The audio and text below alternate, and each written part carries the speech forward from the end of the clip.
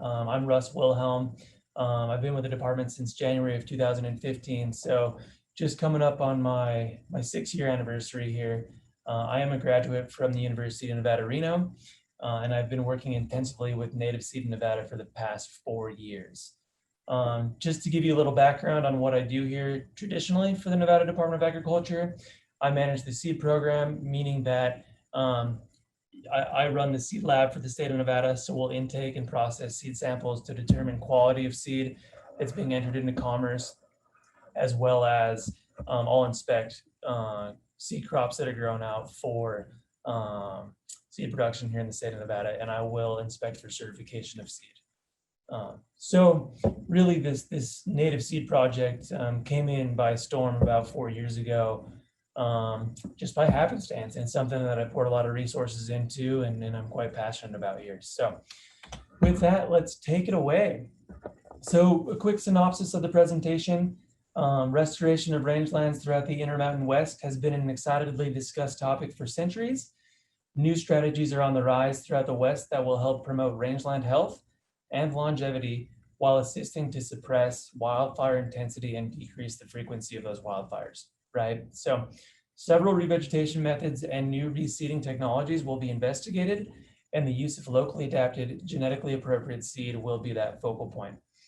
Now it's not really news by any means to any of us that live throughout the West that wildfires have been scourging the rangelands, and they've gotten, higher intensities and frequencies than we've seen. In 2018, here in Nevada alone, we saw the single largest wildfire in recorded history being that Martin fire, which burned through 440,000 acres. And that's an active revegetation site that we're working to reclaim kind of as we speak now, right? So there's a picture there that was taken back in 2018 whilst the wildfire was active. And then right below that, there's kind of a progressive photo that we've seen in 2019 taken by a member of the U.S. Fish and Wildlife Service, who's an active land manager trying to restore that site. And that's just a year after the site, what we've seen after the revegetation program has been deployed out there. Right, so that's a nice little bit of looping. So let's dabble into what are some of the primary reasons for rangeland restoration? Why even bother? Why do it? Why put in the time, money, resources, effort, thought, all that good stuff? So some of the primary reasons would be number one, wildfire restoration, right, or rehabilitation, and a lot of our efforts that involve revegetation in Nevada, that's the number one priority out here. Number two would be erosion control. And we look at erosion control almost in two factions in the state of Nevada. The first being erosion control efforts that are deployed along roadsides and roadside rehabilitation efforts. Agencies like NDOT, they'll mandate that whenever a new highway corridor is being constructed, the shoulders on that corridor are going to need some sort of revegetation to rebuild that soil and stabilize to offset erosion from occurring, right? Another big one is preserving wildlife habitat. Here in the state of Nevada, we are no stranger to the possible listing of the greater northern sage grouse and a lot of efforts in the past, because it looks like the sage grouse is probably not going to be listed at this point in time. And that very well might be due to all of the efforts that we've put forth in land management and maintenance of that habitat for those upland game species, right? So another one being mining reclamation. Nevada's an enormous mining state, as well as a lot of the other Western states are. We've got regulations here in the state of Nevada that require that a lot of those mine sites that are vacated are needing to be reclaimed. And the biggest way to do that is through revegetation management, right? A hot topic, I believe, throughout this series has been preventing the spread of invasive species. Obviously, one of the greatest ways that we can prevent the spread and encroachment of invasive species is through reseeding the landscape with desirable species before those invasive species even have a chance, right? So, and then there's many more reasons for restoration out there. Quick fun fact for you guys. The most common use of native species revegetation in the West is to rehabilitate rangelands after wildfires. And a quick tip for everybody listening, I believe if you've applied for any sort of CEU after this training, there's going to be a quiz associated with it. So just kind of focus on anything that you see highlighted out there that might come into play later on that quiz. So that might help you out there. Another fun fact for you, the state of Nevada has just under 233,000 active mining claims, the most by far in the United States. I think second to that would be the state of Arizona that has right around 70,000 active mining claims. Bear in mind, those are claims. Those aren't actually active mine sites by any means. That just tells you kind of the scale of interest in mining in the state of Nevada. So with that, what are some common restoration methods that you might deploy to help restore and maintain these rangelands, to maintain that ecological homeostasis and things of that nature, right? So revegetation, that's going to be the big topic today. Revegetation is the use of plant propagules, i.e. seed, native or non-native, to reintroduce desirable species to a disturbed site.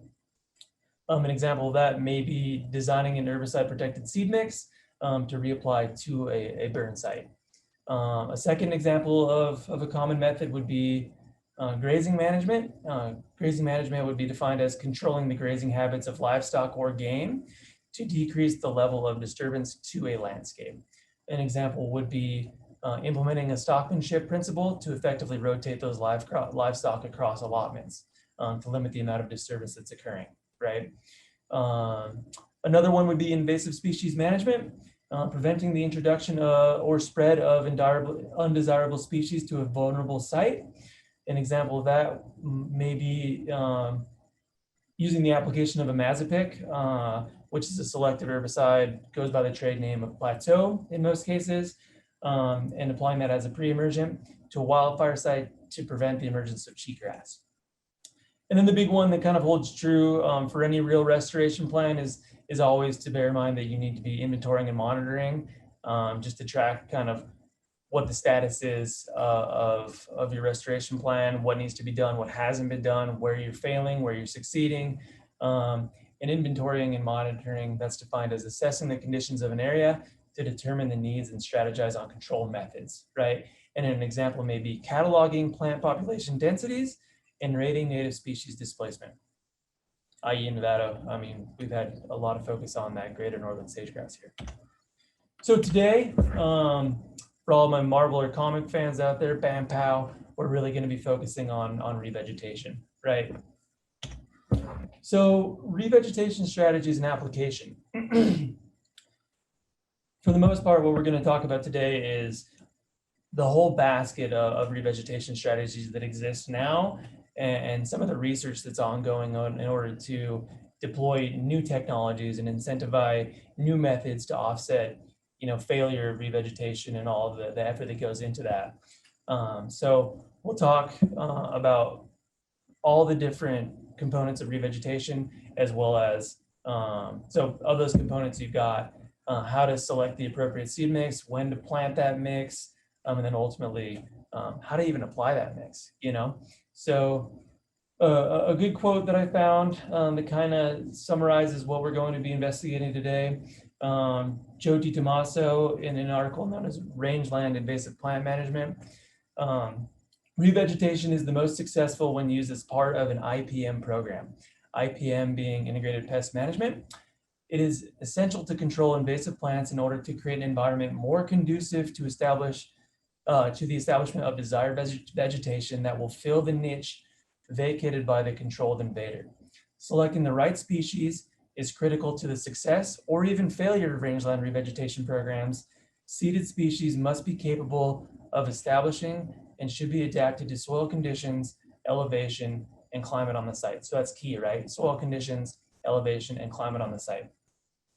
Planted species should be competitive with invasive plants, and they should contribute to improved ecosystem function, and land managers are often faced with the decision of whether to use native or introduced plant materials that differ in cost, establishment success, and resistance to reinvasion, okay? And we'll go into that kind of debate that's been involved with this industry for the past several decades as whether to use native or introduced or non-native species, right? And then we'll talk and define a little bit later about what the appropriate or what the pros and cons are to various application techniques. And those application techniques being aerial seeding, drill seeding, transplanting, and hydro seeding.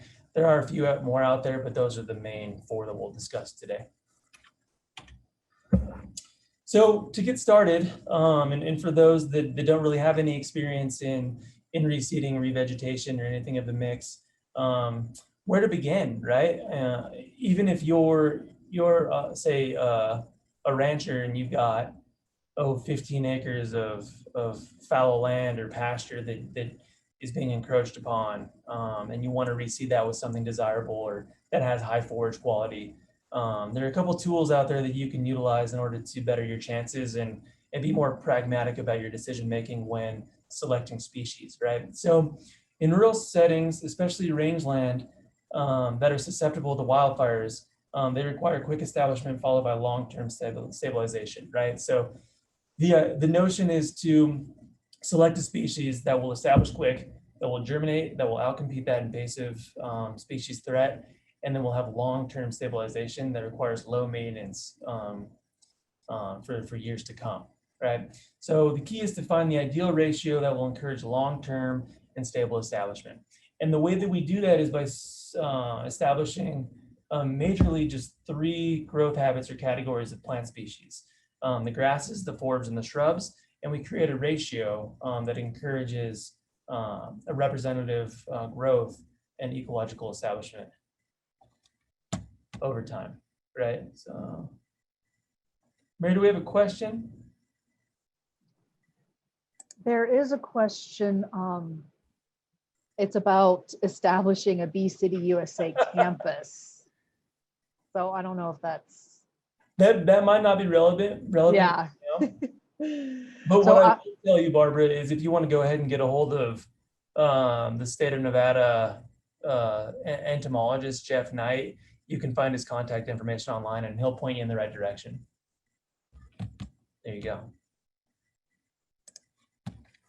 Okay, so what is a grass? A grass is a monocot, meaning it's a single cotyledon species within the Poaceae family. It has a high growth rate, short-lived, and quick reproduction, as well as establishment. What is a forb?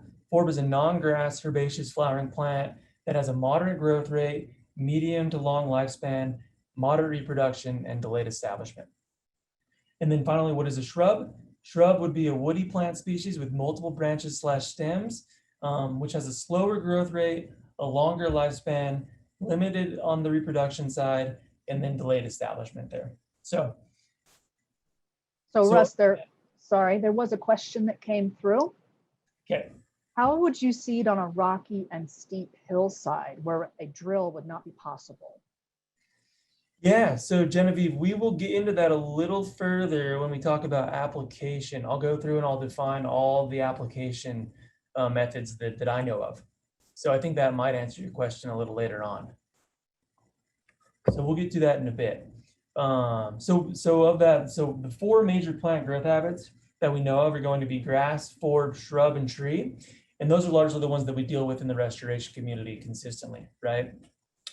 Now, knowing that and with that, land managers, ecologists alike, we define what we call workhorse species. And those are kind of the bread and butter of the restoration and revegetation world. A workhorse species would be defined as a plant that's characteristics provide it with a high probability of success when planted in disturbed areas. So those are the ones that we use, those species that we use regularly in the restoration community based upon where you're located, that we know has a higher degree of success before we even plant, right? And those would be things like Sandberg bluegrass, Palmer's penstemon, shad-scale saltbush, four-wing saltbush, things of that nature. So Russ, did you just answer the question what forbs are not fire risky? What forbs are not fire risky? Yeah. Yeah, so I didn't answer that yet, but we can, if you're curious about that, I'll show you a tool that you can use moving forward in the presentation to identify which forbs have a higher degree of fire resistant or a lower degree of fire resistance, right? So bear with me here and we'll answer that here in a bit.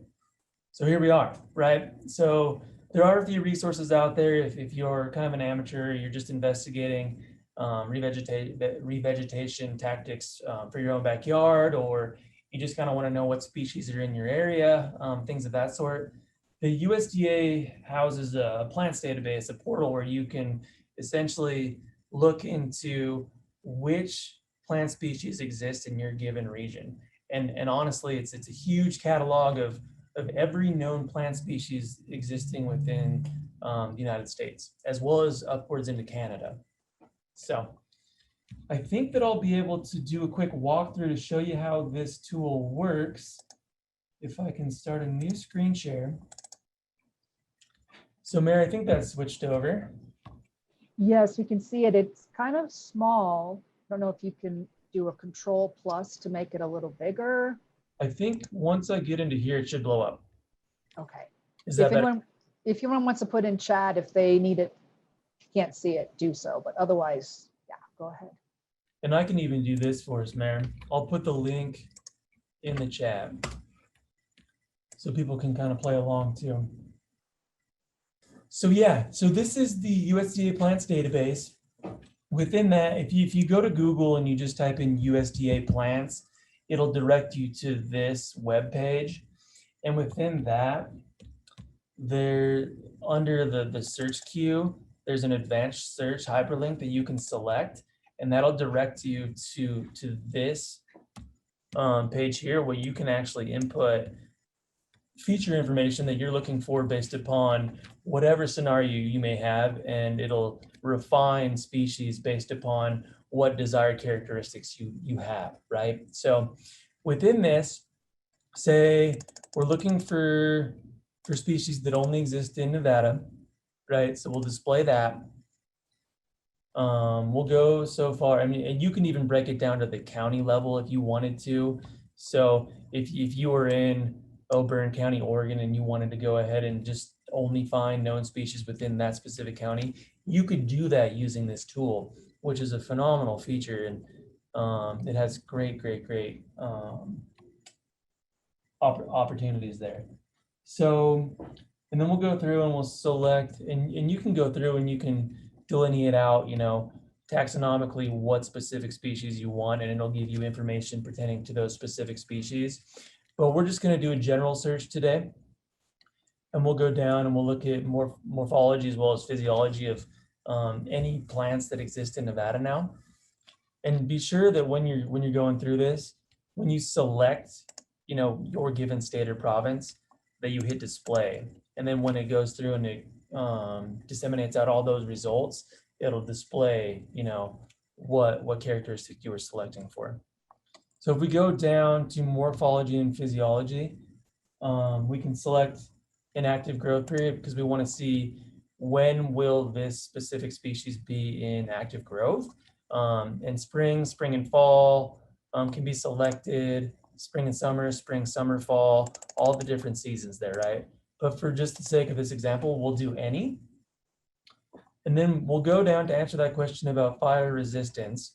So there's even a category here for fire resistance. So do you want a plant species that has a high degree of fire resistance? And you can select yes, and then display those results there, right?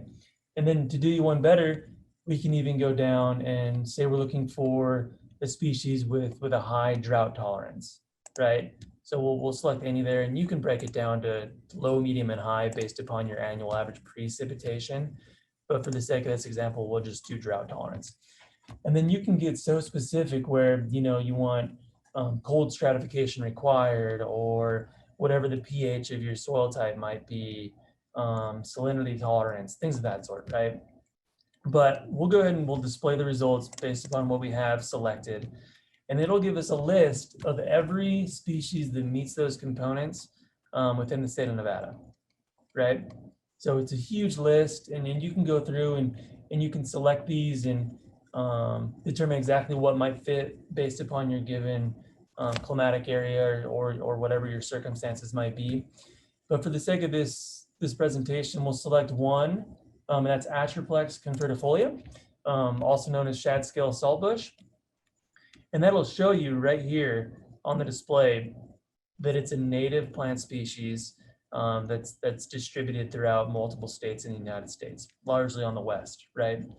And it'll tell you it's a perennial, so it's multi-year, what family it exists within, and then you can even go so far as to look at the characteristics of that specific species, and it will tell you everything you could possibly ever want to know about that plant species, right? Now, for compiling one of these seed mixes that's going to be used largely commercially on a large scale, you probably want to know whether or not you can buy this seed, right? And the plants database will even tell you right there if it's commercially available, right? So that'll tell you that shad scale saltbush in large part is routinely available for purchase at the restoration level. So that's just kind of a fun tool that I like to poke around with from time to time, and it helps you kind of determine what species are available, what's known out there, and it'll give you the breakdown as far as what the characteristics of that species look like to help you make a more well-rounded decision on what, when, and how to use that plant species. All right, Mary, are we back online? Yes, I see the PowerPoint. Very good. So yeah, the link's there, and I'm not certain whether or not my PowerPoint will be hosted anywhere on USU's website. I know this is being recorded. Yes, we will. Okay, so all these links are going to be active and live in here, guys. So you can feel free to jump back into the PowerPoint and go through and select these links, and use that to your advantage there. So we do have a question, Russ. Sorry. Yeah. The website you walked us through, does it also include the selection of nitrogen fixing plants as a choice? It does. Yep, absolutely. Yeah. Okay, great. Thanks. Wonderful tool, guys. Yeah. So jump in there and play around with it. Absolutely. So moving forward here, a typical mix that we used in Nevada, and I believe this is a restoration mix for a roadside rehabilitation project that NDOT implored after a highway corridor was put in. And mixes, obviously, they're going to vary upon job type. You've got a wildfire job type. And then when formulating a post-fire seed mix, there are 4 primary factors that need to be considered. And this holds true for a lot of other job types, but fire types specifically, and most importantly, timing, precipitation, soil type, and then ultimately species, right? So bear that in mind for when the quiz comes out later on, right? But other job types would include roadside restoration, fallow farmland, riverbank erosion control, or even just backyard landscaping, right? And mixes are also going to vary based upon those site conditions, right? Elevation, soil type, annual precipitation, and then urgency. How quickly do you need to get this seed on the ground, right? But going through that and knowing what we learned earlier about that grass forb shrub ratio, we can kind of get an idea just looking at the amount of grasses, forbs, and shrubs present in this mix, what the intent is over the long term with this mix, right? So you've got 6 grasses, 4 forbs, and then 6 shrubs. So with that, 6 grasses, meaning that they want a rapid rate of establishment. So they want to plant something, they want to see it germinate and establish quick. And then 6 shrubs, meaning that they want the grasses to fill that niche early, the shrubs to come in and persist over the long term and maintain that site with limited maintenance over time, right? So it kind of paints a picture for you that way. But looking at that mix and going through it, you can see, you know, there's a high degree of biodiversity involved with the grasses, forbs, and shrubs. Bottlebrush squirreltail, desert globe mallow, sandbrook bluegrass, Palmer's penstemon, forage kochia.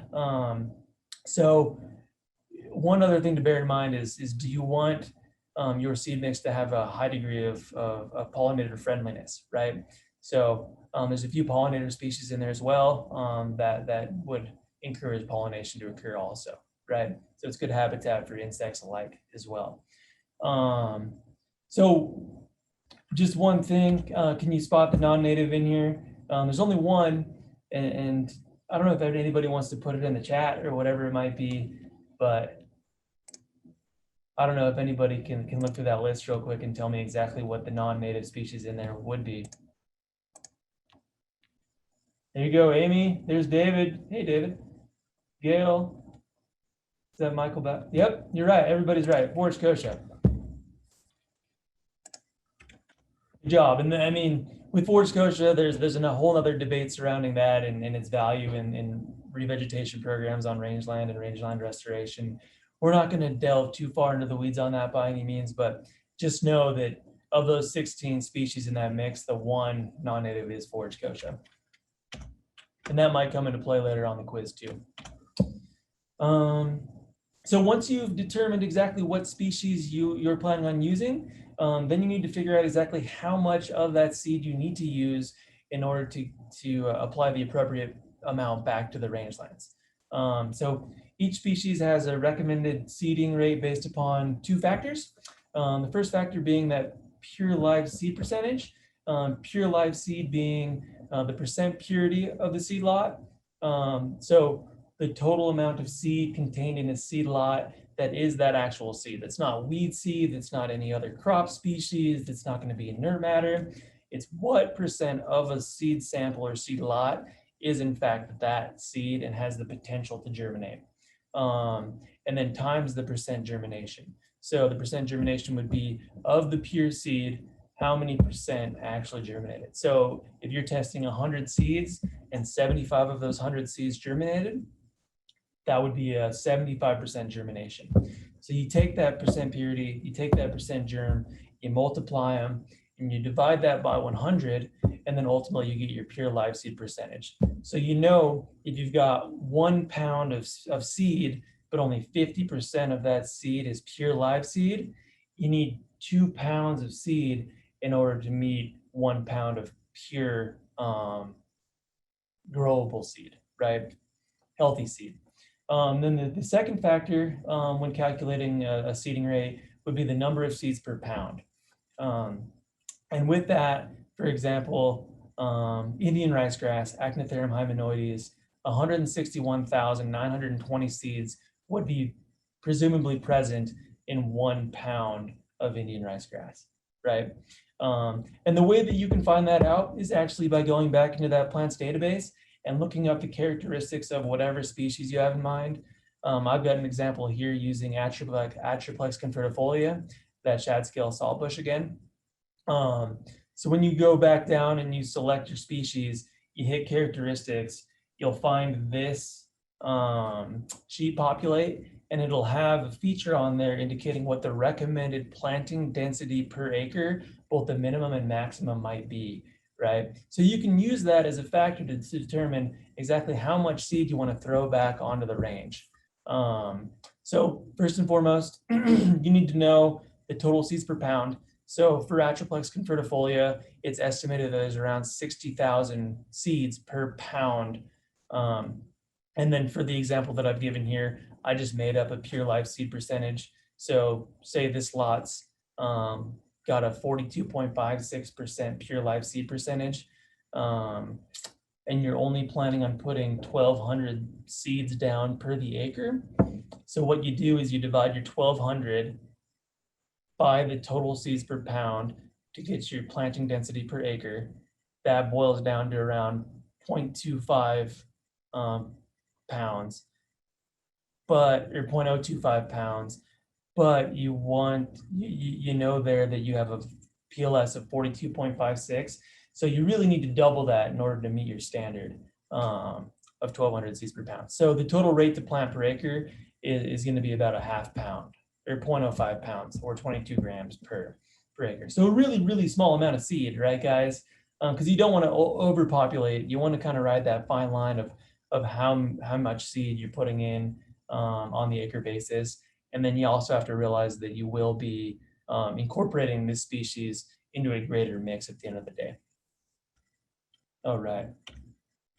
So here we're going to go through and we'll quickly define what those application styles that we discussed earlier mean. and some of the pros and cons of each application style as well.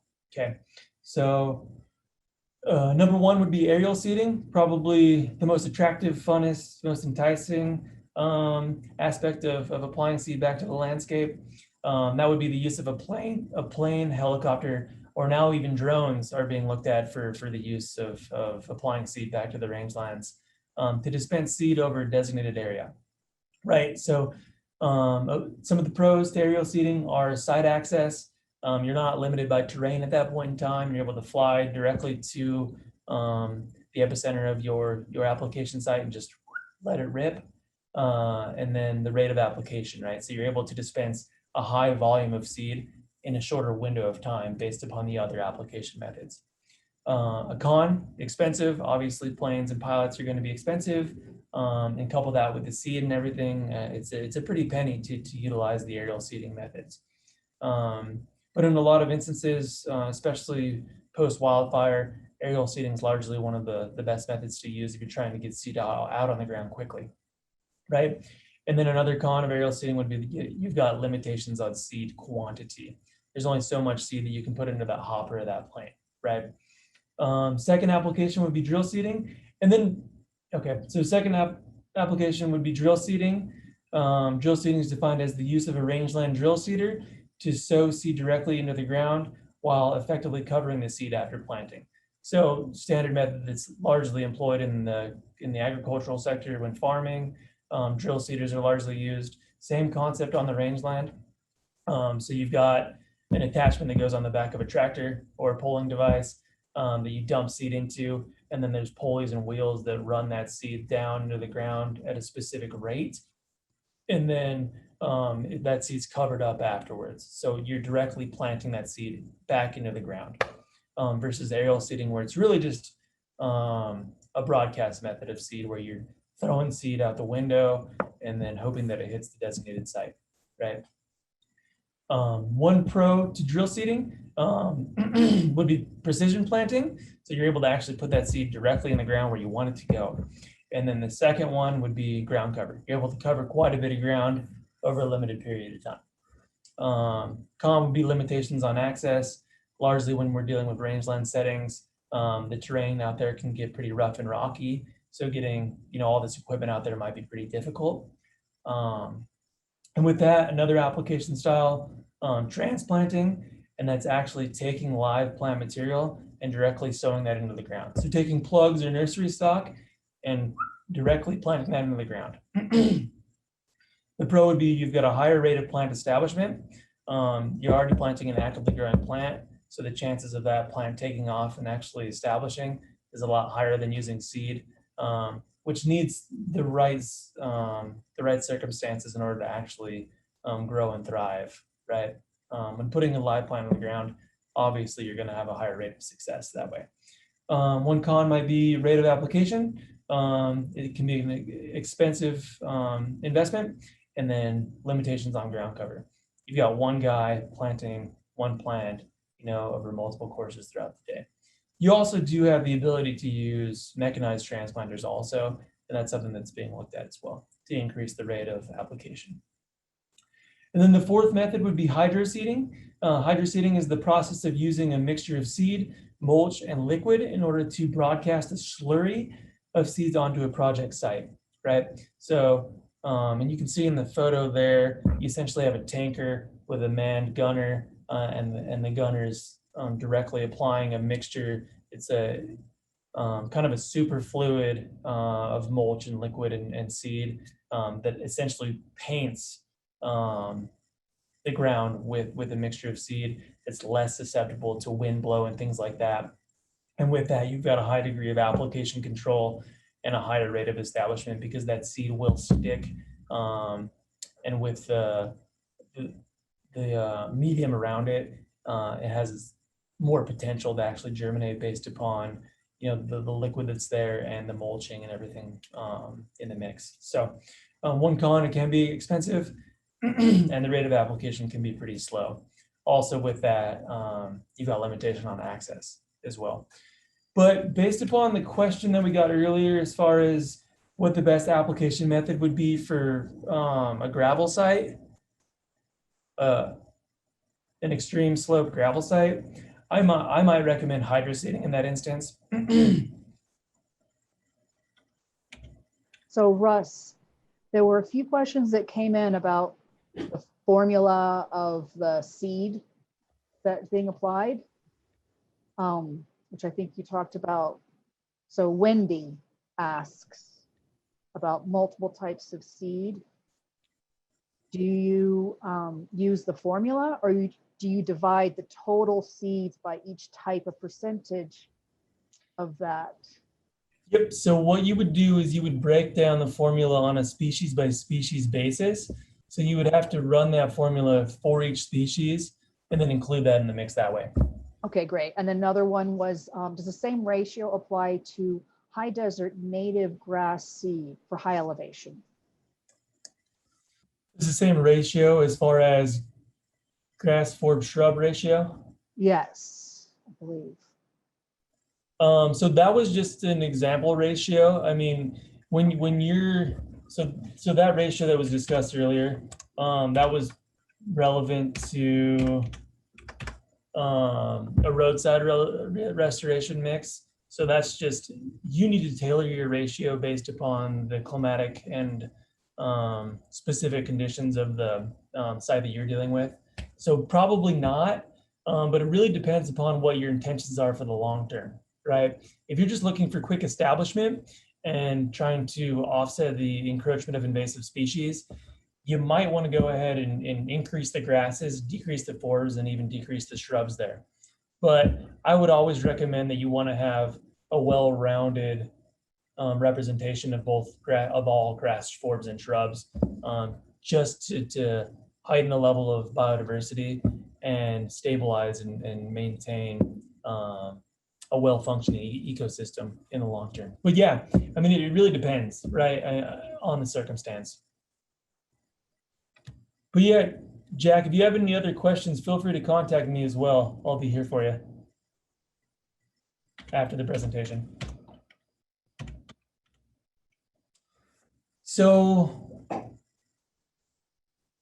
what's being used now in the Great Basin? Mostly grasses, mostly cultivars, mostly species from the northern wetter edges of the Great Basin. And these species are selected for agronomic or forage quality. And then shrubs and a few forbs are mostly wild and collected. So the reason behind that really is largely over the history of kind of the restoration programs. There've been a few states that have developed a more mature approach to growing out these native species and creating cultivars, a cultivar being a cultivated variety. So for restoration work, there's restoration species that have a variety association. So places like Plant Material Center, like one of the famous ones out there is the Bridger Plant Material Center in Montana. They've deployed methods on taking wildland natural native seed and then testing it over time for it to exhibit higher agronomic qualities so it can be farmed and increased at higher volumes, right? So what'll happen, and largely that's done to grasses, not a whole lot of forbs or shrubs have variety association. So looking at grasses and the ability to infuse these grasses with higher agronomic characteristics, we're able to farm those, and largely they've been farmed in regions where all those stars are present, right? And then those grasses or those cultivars are then brought back into the Great Basin, not necessarily exhibiting the right characteristics on a genetic level that we would want to promote a higher level of success within that Great Basin. So the idea now, as we move forward into the 21st century with restoration and how we can better investigate on a genealogical scale what these species look like and how they interact and the ecological characteristics of all the seed that's used in the Great Basin. The idea is to utilize more locally adapted seeds and actually take seed from the Great Basin, increase it within the Great Basin via production on the farm level, and then put it back into the Great Basin rather than using seed that might not fit our climate type or our area of adaptation here in the Great Basin, and essentially just keep it within those boundaries. And in doing that, there's research that suggests your chances for success on reseeding and establishment over the long term will be heightened, right? So essentially keeping everything within one local area of adaptation. So with that, we'll get into the native versus non-native debate. And I only have one slide on this really, guys. So what constitutes native status? Obviously, that's going to be an endemic species, something that has existed, within a given area indefinitely. But is there such a thing as naturalization of species, plant species? The debate's still really out on that. I mean, obviously, plants adapt and acclimate, and genetic drift occurs, and a variety of different scenarios can occur that would promote a plant species to naturalize. But really, the reason why a lot of these non-native or introduced species are used so heavily is because they have those features of aggressiveness that can outcompete, those more severe invasive species like your medusa heads, like your cheatgrass. So with that, typically the use of non-native or introduced species is associated with a lack of biodiversity and a promotion of monoculturing. But obviously there's a place and time for really anything like that. So it depends upon really the circumstance at hand and what the urgency is. So I don't really fall on either side of the debate. I'm one that probably promotes the use of both depending upon the given circumstance, right? But are there pros and cons to both? Can introduced species establish rapidly and outcompete invasive annual grasses? Yeah, they can, and that's why they're used. And will using native species lead to a higher success rate? The jury's still out, but definitely swaying more towards the yes on that one, right? With large scale research performed by the BLM, the U.S. Fish and Wildlife Service, Plant Material Centers, U.S. Forest Service, and a lot of universities. Utah State University is they have a huge restoration program that's focusing on this right now. So yeah, I think that as the future moves forward, we probably will see that those native species, under the principle of locally adapted seed, will have a higher success rate, right? So I found a good quote that was published in an article back in 2020. The link's there if you guys want to read it afterwards. Reseeding with non-native grasses like crested wheatgrass to beat out cheatgrass achieves the goals of suppressing invasive species and providing forage, but it comes at the expense of biological diversity. As crested wheatgrass also outcompetes almost every other native species it's been measured against, the cost of that trade-off hasn't gone unnoticed. So negative long-term effects of these species of non-native grasses on ecosystem functioning, biodiversity, and wildlife habitat have been documented. That was written by Francis Kilkenny and a few other scientists back in the 2019 study. So really what that says is the use of introduced non-native grasses leads to the ability to outcompete invasive threats, but it comes at the expense of biodiversity, right, guys? So, and that has led to a change in practice, right? So that leads us to some of these more novel approaches to where we're headed with revegetation plans and restoration work. And largely with the BLM, they've funneled a lot of money into these programs and have conducted quite a bit of research to empirically develop and study the establishment of what's known as a seed zone. And then right now we essentially have two seed zone categories. We've got the provisional seed zones as well as the empirical seed zones. So what is a provisional seed zone? A provisional seed zone, they're based on climate data and used for species for which empirical seed zones have not been developed yet, right? So it's essentially the demagnified version of an empirical seed zone. So it's the more generic version that's used when an empirical seed zone isn't available for a specific species. Now, provisional seed zones in combination with established ecoregions can be used to guide seed transfer. So really what they're doing with the provisional seed zone is they're mapping out the climatic structures of various regions. And this is the entire provisional seed zone for the continental United States here. And based upon the colors that are mapped, that tells you, a blue to a blue would be a similar climate region or climate type. So it probably wouldn't harm all too much to take one seed species and move it to another provisional seed zone, just so long as you maintain, you're bringing it from one blue zone to the next, right? Well, we can go even further with that with an empirical seed zone. An empirical seed zone, they're developed for individual species based upon climate variables and a species genetic variation across their distribution through the following steps, right? So you take a specific species, you include that provisional seed zone data, but you take it a step further and you investigate what the variation genetically looks like and how skewed it can be when you move a collected lot from the center of the Great Basin and you test it in 10 different regions throughout the Intermountain West, right?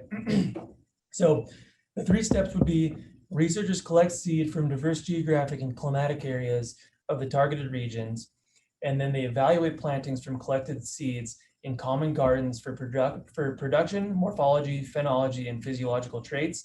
So how much does this specific species vary when I move it from one place to the next? And then they develop regression models that link genetic variation across the landscape with collection location environments to delineate seed zones for that collected species. So you're able to actually refine down a provisional seed zone to a species by species level and investigate and look at, okay, so if I move this from empirical seed zone 1, can I have a higher rate of success if I put it in seed zone 4 or whatever it might be? And empirical seed zones, using those will give you that answer, yes or no, right?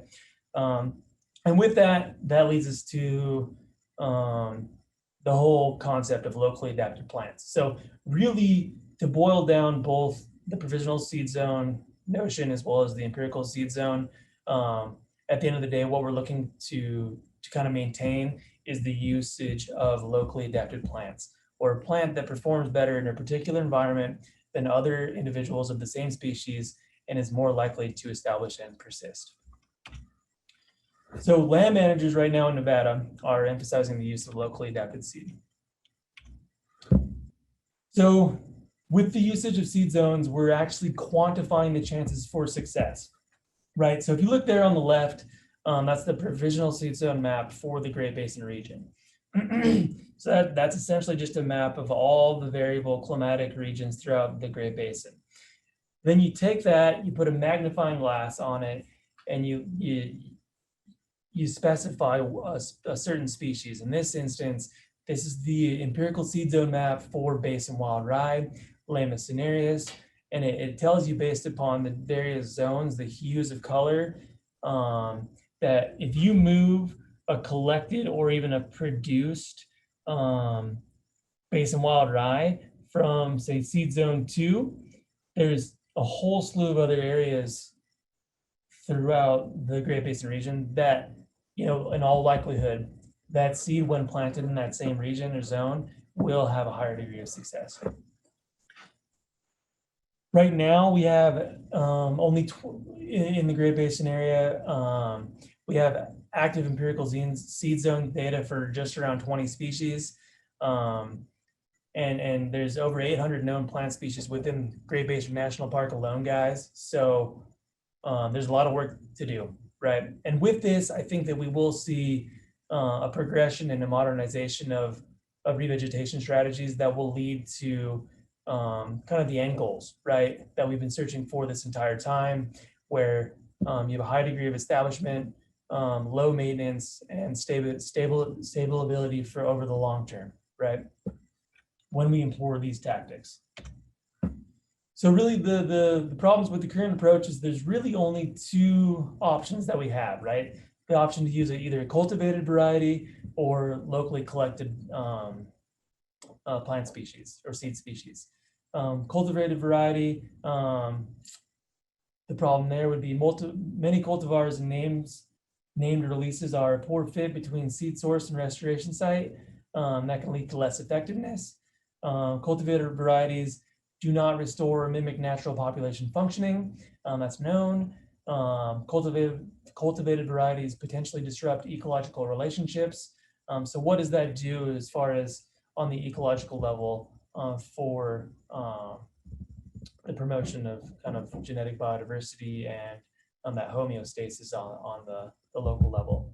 And then potentially undermines future resistance and resilience, right? Locally collected, too much time to get the seed. There's a major limitation on the supply of seed out there, especially with the increase in frequency and intensity of those wildfires. There's a major need for seed on the market. Local seed sources may no longer exist. Climate shifts may mean local seed sources are not the best. And that gets back to, I believe there's a question pertinent to climate change. So yeah, we do take climate change into account, but it's so difficult to track and forecast, right? And then locally collected seed may not immediately germinate and grow. So how do we bridge that gap between cultivated and collected seed, guys? Identification of new seeding methods is key to increasing chances of plant establishment. Finding common ground between cultivated and collected seed in order to meet market demands, and then utilizing modern science and best management practices to modernize that seeding practice. So one idea that we're largely working on over here in Nevada is the ability to provide farmers with locally sourced seed, collected or even produced, and then having them increase that over the long term to increase volumes of seed available on the market. And then ultimately installing limits on generational increase can be a means to preserve species characteristics and offset that genetic drift. So what we can do, and me being with the Nevada Department of Agriculture, I am the designated seed certifying agent for the entire state of Nevada, meaning that when seed is collected on the landscape, collectors can apply for certified status. It's known as under the wildland category, it's known as source identification of seed. And we can issue tags and verify the collection information of where that seed was collected. And over the long term, we have the ability to install generational increase limits. So if collector A comes in and collects 500 pounds of seed, and we go out, we certify that as source identified, and then collector A wants to give that to producer A, we can say, yeah, go ahead and do it. And you can increase that up to 5 generations, right? So you're really based upon where it's being produced. If say it was collected in Ely, Nevada, but then sent over to, call it Spokane, Washington, we only want to see it produced in Spokane for 5 years in order to preserve the natural genetic characteristics of that seed. And we can track that as a seed certifying agencies. In each state throughout the nation, they have their own seed certifying agency that can do that as well, right? So getting into kind of what we're looking at into the future of seeding technologies. Right now, a few seed treatments. I mean, there's a whole slew of them out there, guys, but we only have an hour today. And I don't really know what time we're at right now or how much time we have left. About 3 minutes. Okay, so there's a whole slew of different technologies out there on the market that you can investigate. These are just a few that I wanted to highlight. So the use of herbicide protection pods, rhizobacterial inoculants, pesticide treatments, and then the ability to break dormancy as well as hard seededness in a lot of these native seeds that have natural dormancy built into them, and how we can promote success over the long term with new seeding treatments, right? So herbicide protected pods, really all it is it's just a mixture of activated carbon with seed. It's compressed into a capsule. It's reapplied and planted to the landscape, and then that activated carbon, that carbon molecule will actually render herbicides inert. So you can go through and you can spray a pre-emergent on a site after planting using herbicide protection pods, and it's not going to harm that desirable seed, right? Seed inoculation treatments, and this is something that's been ongoing for several decades in the commercial agricultural sector, but seed inoculation treatments might be a worthwhile venture to investigate when applying seed back to the landscape or the range in an effort to promote a symbiotic relationship between either bacteria or fungus, where you attach a bacteria or fungus to a seedling, and that fungus will actually pull nitrogen from the soil, encouraging a higher degree of root growth. And it could have huge effects in rangeland settings where largely you're not looking at the highest fertility out there, right? Use of pesticides in restoration. Obviously, this is nothing new, but it may be a worthwhile venture to look at the use of fungicides as a product to encourage a higher success rate in rangeland scenarios. Right there, treating seeds with fungicides may be beneficial under the following conditions: early planting in cold, wet soils, largely with native seed revegetation plans. You're planting in the fall, pre-snowfall, and that could encourage a wet environment and a higher degree of fungal growth and damping off consequently. So applying that fungicide early in the game may offset that entirely. Some common fungicides used in seed treatments, and this might come into play on the quiz later too, guys: metalaxyl, carboxin, as well as thiram. Okay, metalaxyl, excellent for control of Pythium and Phytophthora. Carboxin, good for control of smut and rust. And then thiram, effective at preventing seed decay and damping off. A lot of these diseases that actually can become present just really in storage, right? So when storing seed, that could create an environment that promotes a high level of fungal growth. So just to get ahead of that, it might be worthwhile to investigate the application of some fungicide. And then right there, herbicide protection pods can be used in combination with the pre-emergent to increase the chances of seedlings establishment. And that's a pretty good visual there for you. And you can click that link later on too, guys, to take you to that publication. So beating dormancy in seed, it is possible. There are a couple methods that we can employ to break that dormancy. A lot of these species, when testing native plant materials, like looking at Rocky Mountain bee plant, big sagebrush, desert globe mallow, they will have a high degree of dormancy. So when testing them in the lab, what'll happen is over a 7-day germination period, you may only see out of 100 seed tested, 6 propagate. So that's a 6% germination. But then you take it a step further, and there may be a 90% dormancy or hard seededness there. So 90% of those seeds are not going to germinate unless dormancy is broken, right? So what we can do is we can pre-chill or cold stratify, so essentially mimicking winter time for this seed. So we can put it in a cold chiller for a period of, say, 60 days at 40 degrees Fahrenheit, and it'll ideally break that dormancy before reapplying it back to the land.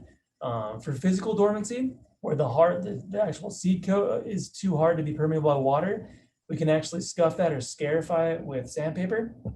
And then you can also chemically treat seed with sulfuric acid, potassium nitrate, or even gibberellic acid, right? Using treatments such as gibberellic acid can help to not only break dormancy, but will also promote germination and encourage rapid growth. But honestly, guys, in this industry where you're applying a lot of seed over a larger landscape, planting early, a fall dormancy planting is probably the best bet for large scale plantings.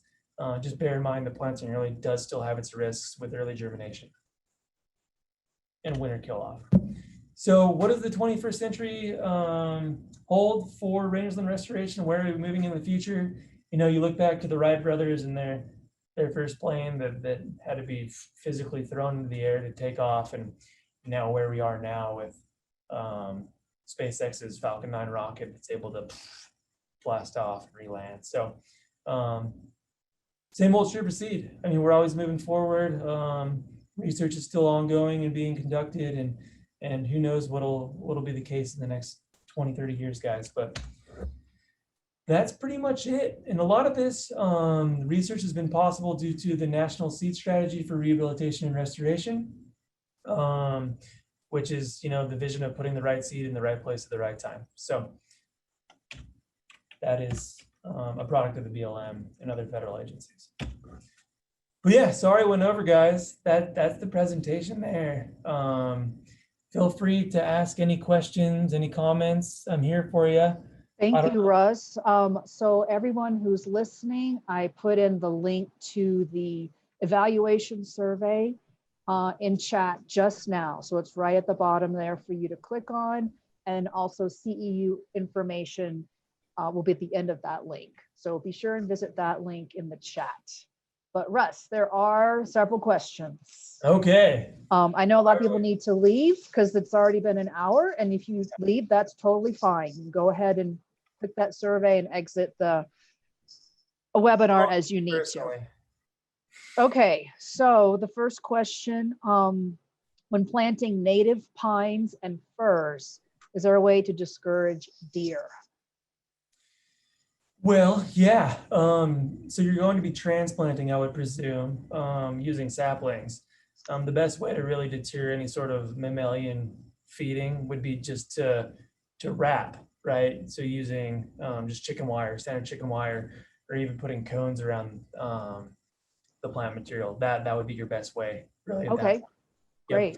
Yep. I do know that they have high frequency emitters that you can install around the area that apparently deters any sort of pests from coming in, but that's something to look into too.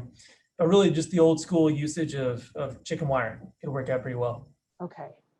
All right, I'm looking for a question from Steve Erickson in chat, so just give me a second to find it. Okay, wouldn't transplanting liners along with seeding provide an increased restoration success and sustainability?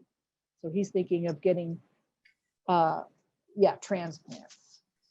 So Steve, when you say liners, do you mean tarp, like rolling out tarp and actually film? I'm guessing that's the case, right? Okay. So really employing more of a traditional agricultural approach to rangeland restoration. Yeah, and you mean honestly, it depends upon the site, right? So if you were to run tape and actually film an application of seed, there's a whole lot of different elements in play there, right? So you have to wonder about soil temperatures at that point in time, fertility, but yeah, I mean, it'll definitely offset wind blow and it'll ensure that the seed stays where it is, no doubt about it. Okay, and Steve also had another question. He had a bunch of questions actually. So I wonder, Steve, if you wanted to just email Russ directly. Give me a call. Yeah, we can chat through this if you wanted to. I noticed, Steve. Russ, do you want to put your email and phone number in the chat? I do. Okay, thank you. Thanks. That'll work. Okay, another question. What is considered a nurse crop for temporary cover? Is that something you talked about? No nurse crop. I would imagine that you're referring to cover cropping, right? So there's a whole slew of different cover crop opportunities out there depending upon where you are and what the intent is. What I would recommend is probably based upon where you are, because this audience is so widespread. Nevada is its own state, and we've got a lot of different climatic issues that we deal with here, and we only use specific cover crops, things like that. So feel free to reach out to your local ag extension office, and they'll certainly point you in the right direction there. Okay. Just the last question, if Jane is still on, she wanted to see if you could put in chat the quote or the link to the 2019 paper about seeding after wildfire. It was in your slide presentation. I can. Oh, good. Okay. So if Jane, you're still on, just wait for a moment.